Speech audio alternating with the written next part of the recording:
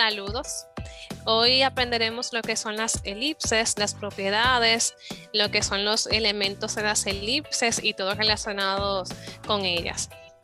Los integrantes que conforman este grupo son José Alburquerque, Mario Nova, Emily Reyes, esta servidora, Villar Medrano y Joan Sánchez. Somos parte de la asignatura didáctica de las matemáticas 2, cuyo facilitador es Gerardo Peralta. Vamos a empezar utilizando lo que es un recurso que tenemos a mano, un recurso online. Vamos a empezar primero lo que es la construcción de las elipses y cuáles son los elementos principales de ella. Bien, aquí tenemos una definición que está muy acorde con lo que vamos a ver en el día de hoy acerca de lo que es la elipse. Y dice, la elipse es un lugar geométrico de los puntos cuya suma de las distancias a dos puntos fijos es constante. Estos puntos fijos son llamados focos. Aquí cuando vemos en el gráfico, esta representación gráfica que tenemos aquí, gracias a este recurso que estamos utilizando en el día de hoy, vemos que hay dos puntos, F' y F, y un punto central que es el punto que tomamos como referencia.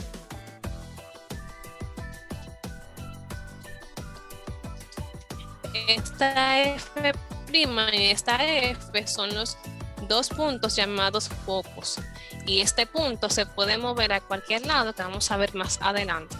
Bien, ¿cómo se cumple esto? La suma de P y desde mi F sola hasta P tiene que ser constante. Bien, aquí yo tengo este punto y veo que la distancia desde mi F' hasta P es 6.8 y veo que mi distancia desde F hasta P es 3.1. Si yo hago la sumatoria desde F' hasta F, aquí la vemos, me da 10. Es decir, mi distancia entre F', este foco, hasta este foco, es 10, ya sea centímetro, cual sea la medida que estemos utilizando. Bien, ¿cómo yo hago entonces? ¿Cómo es posible que esta distancia siempre permanezca igual? Pues sí, cuando estamos hablando de elipse, estas distancias siempre permanecen constantes. Es decir, si yo tengo mi punto aquí, veo que F vale 6.51. Y ya vimos que mi distancia total tiene que ser 10. Si damos una calculadora y decimos, bueno, vamos a ponerla aquí. Tengo que mi F' o mi foco primo hasta mi punto es de 6.51. Vamos a ponerla aquí. 10 menos 6.51 sería igual a 3.49. Si se mantiene constante, entonces mi F normal aquí hasta mi punto tiene que valer 3.49 y vemos que exactamente vale 3.49.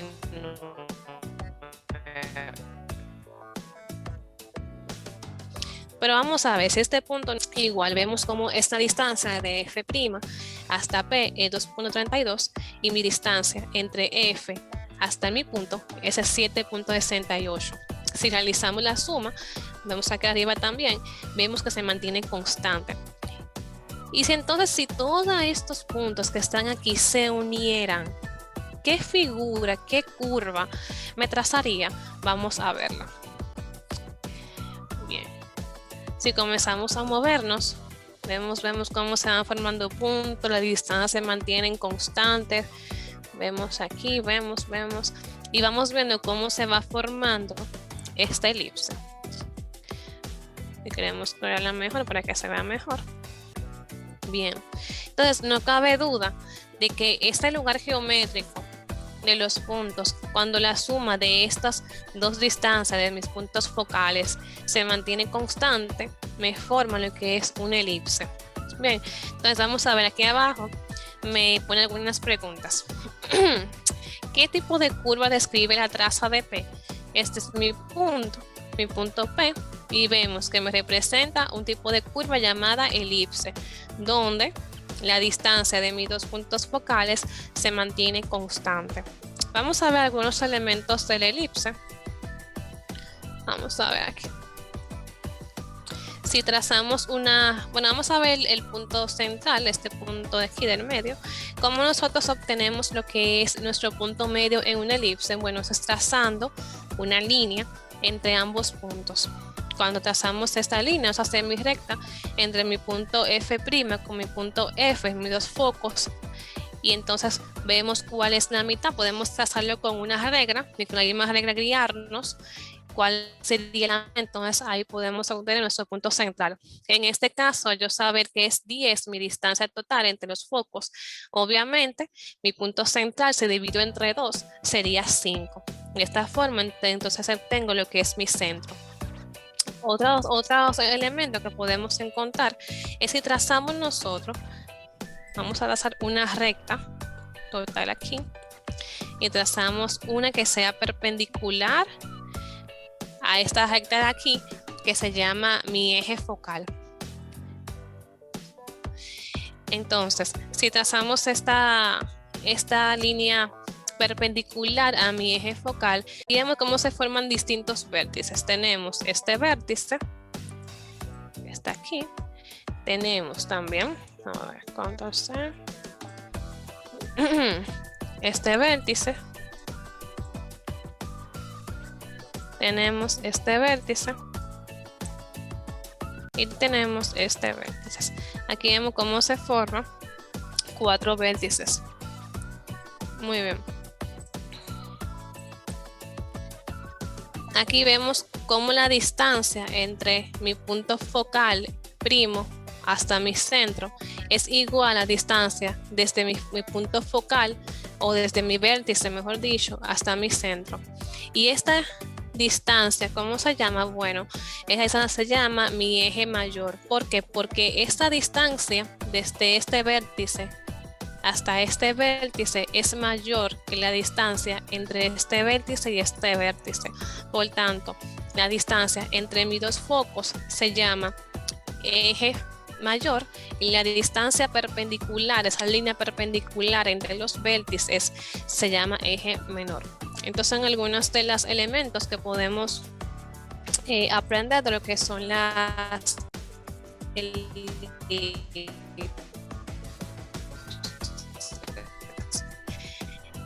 bien.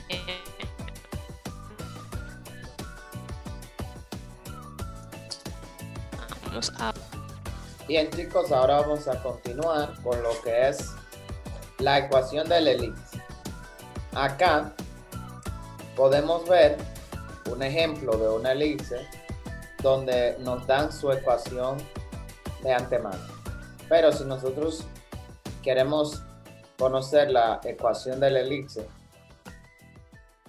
debemos saber que esta, cuando tiene su centro en el origen, su ecuación se puede escribir de la siguiente manera, como x cuadrado sobre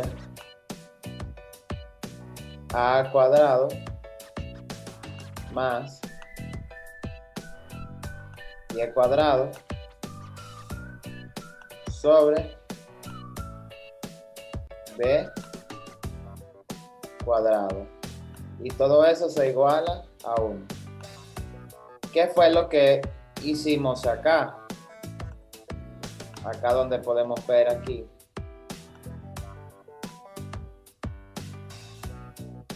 Donde tenemos una ecuación que nos dice que x cuadrado sobre 25 más y cuadrado sobre 9 es igual a 25.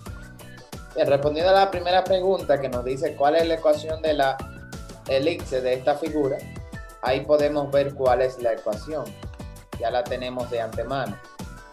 Bien, en segundo lugar, vamos a ver qué ocurre cuando nosotros deslizamos el punto P, que vemos aquí, este punto P. Si nosotros lo deslizamos a través de nuestra curva de la elipse, nos vamos a dar cuenta que va a pasar un cambio en la ecuación. Si miramos arriba, las coordenadas del punto P representa x cuadrado y x cuadrado y cuadrado. Eso va a ir cambiando, como se puede ver acá. Luego, dice más adelante cuáles son las coordenadas. Cuáles son las coordenadas de los vértices A, A', B y B', y de los focos F y F' de la elipse. Bueno, acá podemos ver fácilmente de que las coordenadas de esos puntos son, en primer lugar, la coordenada de A es 5,0, la coordenada de A' menos 5,0, la de B es 0,3 y 0, menos 3. En cuanto a los focos, vemos que están situados en menos 4,0 y 4,0. Además, podemos ver cuando nos piden cuánto miden los semiejes A igual a desde el centro hasta A y desde el centro hasta B, que estos son nuestros semiejes, nos vamos a dar cuenta que uno mide 5 y otro mide 3. A mide 5 y B mide 3. Ahora, ¿qué otra cosa nos dicen? Que cuál es la distancia focal desde el centro hasta el foco. Vemos que la distancia focal desde el centro hasta el foco es igual a 4. Además, nos piden cuál es la relación que hay entre estas tres medidas. La relación que podemos ver entre estas tres medidas, si ya conocemos que A es igual a 5, que B es igual a 3 y que C es igual a 4. La relación que podemos encontrar acá es que esto cumple con el teorema de Pitágoras. La distancia focal al cuadrado desde el centro hasta el foco, vemos que es igual a la distancia que hay desde el centro hasta el semieje mayor al cuadrado menos la distancia que hay desde el centro hacia el semieje menor. Dicho de otra manera, la distancia del semieje mayor al cuadrado va a ser igual a la suma de las distancias del centro al foco más el centro hacia el punto B, que es nuestro semieje. Acá lo podemos ver y vemos que se cumple, porque 3 al cuadrado más 4 al cuadrado da 25, que es 5 al cuadrado. Es lo que nosotros podemos notar. Eso se puede denotar de esta manera, que A al cuadrado va a ser igual a B al cuadrado más C al cuadrado. Sustituyendo, ustedes saben, eso da 5 al cuadrado, 25 más 3 al cuadrado más 4 al cuadrado. Bien, por último, vemos qué pasa cuando nosotros hacemos un cambio y movemos los puntos A y B. Vamos a ver qué pasa. Si yo muevo los puntos A y B, vamos a ver que nuestra ecuación va a cambiar. Además, si yo llego a un punto donde A y B son iguales, me voy a dar cuenta que la elipse se va a convertir en una circunferencia. Eso lo pueden apreciar de manera visual. Ahora, si B es mayor que A, nos vamos a dar cuenta que nuestra elipse va a pasar a tener un eje vertical. Va a ser una elipse vertical. Pero si A es mayor que B, va a tener un eje horizontal. Bien, hasta aquí ha sido mi parte. Vamos a pasar ahora con nuestro compañero José Albuquerque. Bien, buenos días. Ahora vamos a ver la excentricidad del elipse. La excentricidad es el número que te dice, que te muestra qué tan achatada es la elipse. Si nos fijamos en la variable E, aquí, y si la movemos hacia la derecha, vemos que cada vez se va achatando más hasta que se vuelve una línea. Y si movemos hacia el 0, si es igual a 0, es decir, no tiene ningún nivel de achatabilidad, entonces se forma lo que es una circunferencia. Entonces, la excentricidad es el número, repitiendo, que te dice qué tan achatada es una elipse. Algo importante que debemos saber también es cómo encontrar la distancia entre el foco y un punto, en este caso el punto que está en el eje menor. Para hacer eso debemos utilizar el teorema de Pitágoras, sabiendo claro que, un ejemplo, como vemos en la fórmula canónica que tenemos hacia la izquierda, los denominadores de la elipse representan, vamos a decir, una de estas variables. El denominador mayor representa a al cuadrado, el denominador menor representa a b al cuadrado. Ya cuando tenemos esas dos variables, lo que hacemos solamente es utilizar el teorema de Pitágoras. Utilizando el teorema de Pitágoras podemos encontrar cuánto vale el punto o cuál es la distancia entre el punto que dista de un foco hacia un punto que está en el vértice. Podemos comprobar esa distancia. Ya para terminar, sobre la excentricidad, algo interesante es ver la aplicación que de ella se tiene en lo que es la astronomía. Si podemos fijarnos en las preguntas que vemos abajo, específicamente la tercera, nos dice cuál es la excentricidad o el nivel de achatabilidad que tiene la órbita terrestre. Igualmente nos dice la excentricidad de Marte y la excentricidad de Plutón. Por lo tanto, vemos que este es un tema sumamente interesante, tiene muchas aplicaciones y que es valioso para la humanidad. Ahora vamos a continuar con la ecuación general de la elipse. Se nos pide que establezcamos la ecuación de una elipse en su modo general, no necesariamente centrada en el origen. Para esto vamos a mover los puntos O, A y B hasta visualizar la ecuación que se muestra en pantalla. X más 2 al cuadrado sobre 16 más Y menos 3 al cuadrado sobre 25 igual a 1. Esta ecuación es la forma canónica o general de la elipse. Para esto podemos auxiliarnos de lo que se está mostrando en pantalla. La ecuación estándar de la elipse cuando está centrada en el origen es esa: x cuadrado sobre a cuadrado más y cuadrado sobre b al cuadrado igual a 1. Y cuando el centro está ubicado fuera del origen, es x menos h al cuadrado sobre b al cuadrado más y menos k al cuadrado sobre a al cuadrado igual a 1.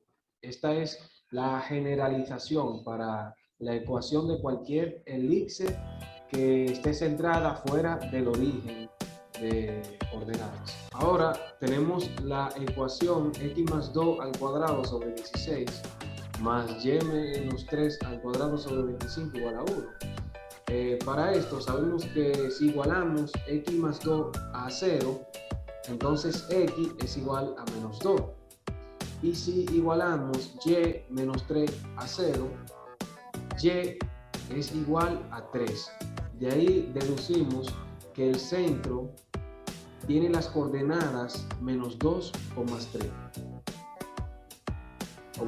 3. Para obtener los semiejes de la elipse, debemos encontrar el valor de a cuadrado y b cuadrado. Como se puede ver, el valor que le corresponde a a cuadrado es 25. Por lo tanto, si a cuadrado es igual a 25, a tiene un valor igual a 5, porque 5 al cuadrado es 25. Si b al cuadrado es 16, entonces B es 4. Si aplicamos radicación en ambos miembros de la ecuación. El denominador mayor en esta parte es el que corresponde al eje mayor o semieje mayor, y el menor, por consiguiente, al semieje menor. Entonces, para encontrar a c cuadrado, la constante, buscamos la diferencia de a cuadrado y b cuadrado. Así que tenemos que c al cuadrado es igual a 25 menos 16, que es 9. Y si aplicamos raíz cuadrada en ambos miembros de la igualdad, tenemos que c es igual a 3. Con este valor podemos obtener los focos de la elipse. En este caso, un foco es menos 2,0 y el otro foco menos 2,6. Esas son sus coordenadas o sus parejas ordenadas. Entonces tenemos los vértices. El vértice 1 corresponde a la coordenada menos 6,3, el vértice 2 a la coordenada 2,3 y el vértice 3 a la coordenada menos 2,8, el vértice 4 a la coordenada menos 2,2. Esto lo vamos a visualizar en el recurso.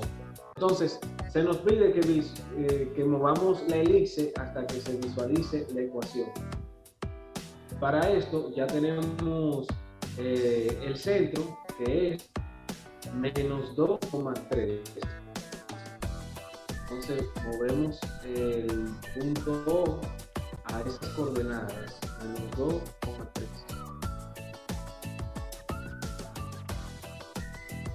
Menos 2,3 sería justamente acá. Perfecto. Se puede ver que el denominador de la primera parte, o sea, de las coordenadas de las abscisas, debe ser 16. Para eso tenemos que mover estos vértices hasta que tengamos al 16 en el denominador.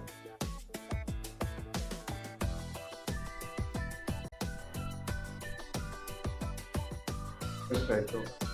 Ahora, para obtener el 25, en la segunda parte que corresponde al eje de las ordenadas, lo aumentamos, seguimos ampliando hacia arriba hasta que el valor sea 25. Finalmente, hemos obtenido la ecuación que corresponde a la elipse. Medrano, yo voy a hablar acerca de la elipse de propiedad focal. Se entiende por una elipse una curva plana cerrada, simétrica respecto a dos ejes perpendiculares entre sí. Esos ejes, hay uno llamado el semieje mayor y hay otro eje llamado el semieje menor. El semieje mayor es aquel que es el eje de mayor longitud de la elipse, cuya trayectoria pasa por los puntos focales como también del centro. El eje menor es aquel que es perpendicular al anterior y también pasa por el centro y es el más pequeño de todas las longitudes de los ejes de la elipse. Otra propiedad que tiene es que la suma, digamos, del punto P al punto F y del punto P al punto F', si sumamos esas longitudes, siempre, sin importar el movimiento del punto P, siempre será el mismo, siempre será constante, siempre se mantendrá invariable. También algo interesante que, sin importar también la ubicación del punto P alrededor de la elipse, siempre el ángulo o estos dos ángulos serán el mismo, siempre. Aquí vemos un ejemplo claro, siempre será el mismo. Aquí también siempre, sin importar la ubicación del punto P.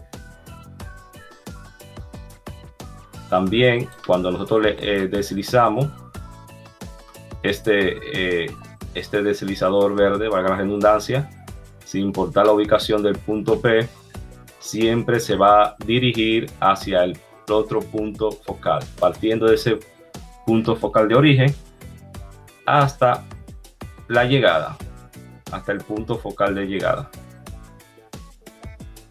Siempre se mantendrá esa propiedad.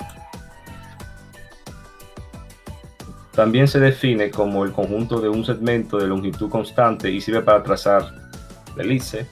Esas cuerdas son muy importantes, ya que con ella podemos construir la hélice desde dos puntos focales. Este es el vértice con cual nosotros podemos agrandar o alargar la elipse. También podemos convertirlo en un círculo perfecto. Cuando desprendemos o estiramos ese vértice, se desprende dos puntos focales y ahí se va creando la elipse. Muy bien, esa recta que ustedes ven acá es la recta tangente. Es la recta con la cual choca el rayo. El rayo, digamos que parte de un punto focal. Ahí, sin importar el punto P, va a haber una recta tangente.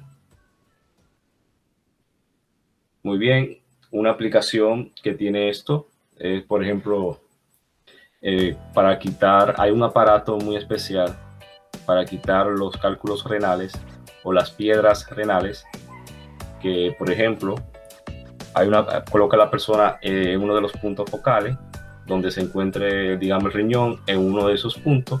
Entonces hay otro aparato que envía unas ondas en las diferentes paredes, ¿verdad? Unas ondas, y todas se dirige hacia donde se encuentra el cálculo de renal, para así poder eliminarle el mismo. También otra aplicación está en las parábolas, por ejemplo, los reflejos o las ondas que chocan en las paredes, ya sea los reflejos, digamos, provenientes de un satélite. Entonces en la parábola, como digamos este una digamos una semi-elipse, una parábola viene siendo una semi-elipse. Entonces en cualquiera de los puntos pues que choque se va a dirigir hacia un punto focal, y ahí en ese punto focal es que se va a concentrar la mayor cantidad posible de señales, produciendo una mayor o una mejor nitidez para los canales. Otra aplicación también, por ejemplo, en las construcciones, por ejemplo, en un túnel del metro, una persona que se ubique en uno de los puntos focales y otra persona en el otro punto focal, se puede escuchar con mayor claridad una conversación, digamos, entre dos personas y otra persona ubicada en el otro punto focal. Eso también es aplicable también en la iluminación, como por ejemplo en una catedral, de una iglesia católica. Por ejemplo, si nosotros ponemos eso, ahí está acostado de manera horizontal, pero si nosotros lo ponemos de manera vertical, uno de los puntos focales puede representar una linterna y el otro punto focal puede representar, digamos, el púlpito donde se va a leer la palabra. Entonces ahí puede haber mayor iluminación, mayor aprovechamiento de la luz para poder leer con claridad la palabra de Dios. Hasta aquí mi participación. Hasta pronto.